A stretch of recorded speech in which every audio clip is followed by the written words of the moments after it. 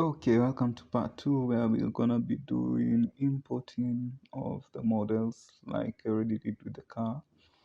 So first you're gonna come to the file tab, click on it and click on import. Select the file format, in which in this case I'm gonna use the STL. It's the file format of which I actually downloaded the models. Some of the models, different models are different formats. So in this case, the Warthog model I found was in the STL format, so I'm just going to be importing it. And okay, it's taking a bit of time to load, and there we have the Warthog. So I'm going to click on the Warthog and click S to scale it. As you can see, I'm actually like minimizing it, and I'm going to zoom in with the scroll button and rotate it so that it actually seems on plane, well, upright, that is. And I'm gonna scale it further. A Lartog is slightly smaller than a car, so I think that size would be fine enough. Then I'm gonna move it using G. Okay, that's the Z axis, so I'm gonna hold down G and Y to move it along the Y axis, then G and X to move it along the X axis. So it's kind of away from the car, but we are gonna check on the location, make sure the Z axis is on 0, and I think that distance should be fine. Okay, so I'm just going to switch to camera view. Yes, and we can still see the Warthog is within the camera. So I'm gonna move it just quite a bit. Make sure it's almost on the edge to give space for the murram, because of course the car is gonna be on a road. It's not gonna The Warthog is not gonna be close to the car, obviously. And then I'm just gonna adjust some. Okay, what I'm gonna do, I'm just gonna go select the camera.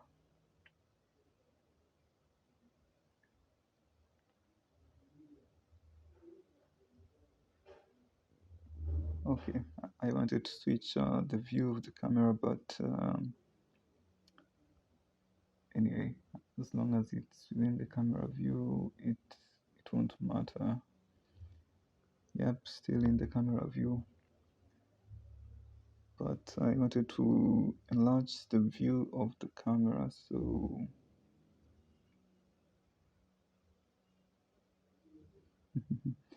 okay, that doesn't seem to be working. Okay, so I'm turning the camera to the right a bit.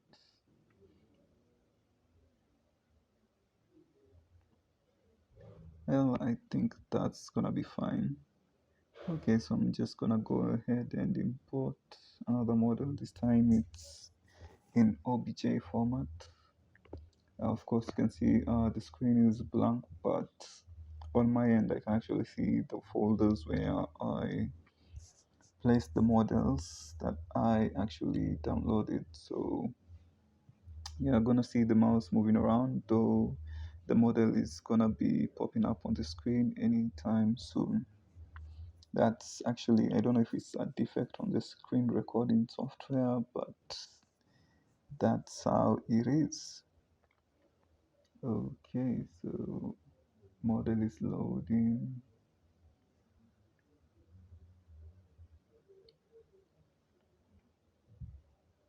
Okay, this one is taking a bit of time to load.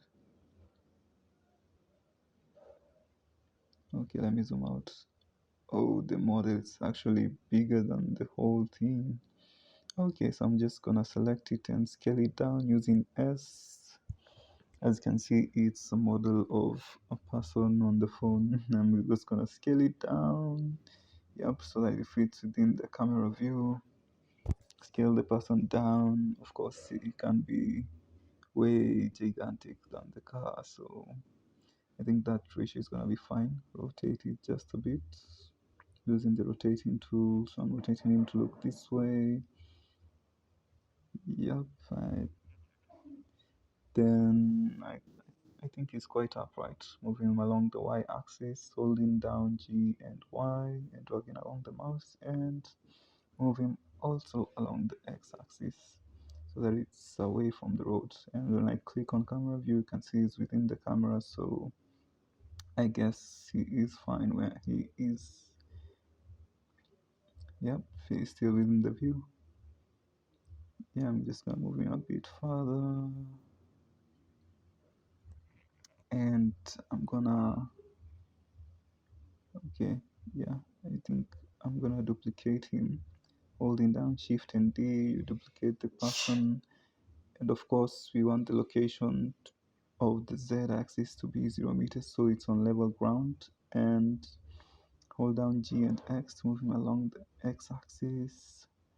Hold down G and Y on the Y axis, and you're gonna move him a bit farther away from the path of the car, because of course it's on racetrack. So I'm gonna use the rotating tool again to rotate the guy.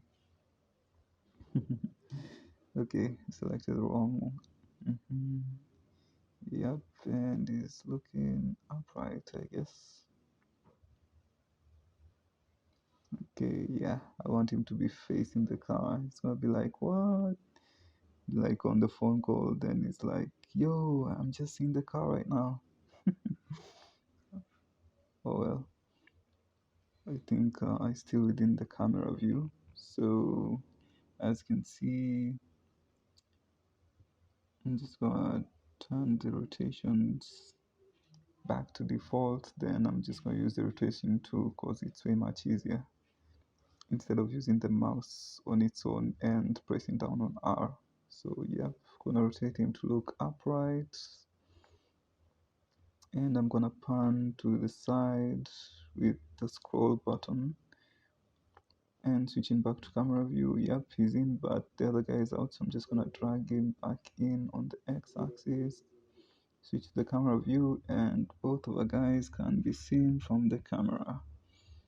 Okay, that's great. So I'm gonna import the file in that format. Oh, okay. Of course, you're gonna see the mouse move as I select the files, though it can't be captured by the screen recording software, but at least you can see it when it loads on the screen. So it's loading the next model, and there we go. Of course, it's coming up bigger than expected, so I'm just gonna select it and scale it down.